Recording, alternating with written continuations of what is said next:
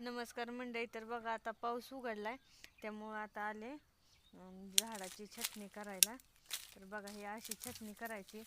छटणी करताना काय करायचं, झाडाला त्या झाडाच्या फांदीला हे असा कोंब ठेवायचा. जी कोंब आहे का ते आपण कापल्यानंतर सुद्धा पुन्हा ती फुटण्यासाठी ती कोंब ठेवावं लागतो. त्या कोंबाच्या पुढून आपल्याला जर ती जास्त दिसला फाटा, तर ती फाटा आपण कट करून घ्यायचा. नाहीतर डायरेक्ट असं जायचं आणि कुठले फटे कट करायचे तसं नाही.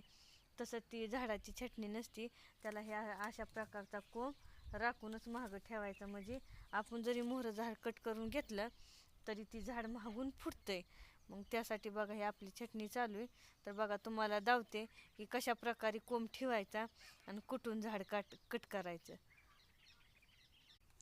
तर बघा ही अशा प्रकारे ही जर ही फटा लांब का आहे, तर बघा हिथं एक कोंब आहे, हो का, हिथं एक आहे आणि हो का हिथं एक असतोय.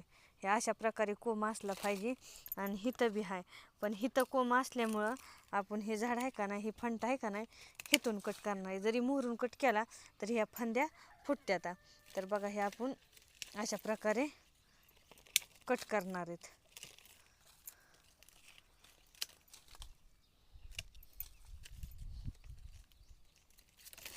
तर बघा हे अशा प्रकारे आंब्याची छटणी करावी लागते.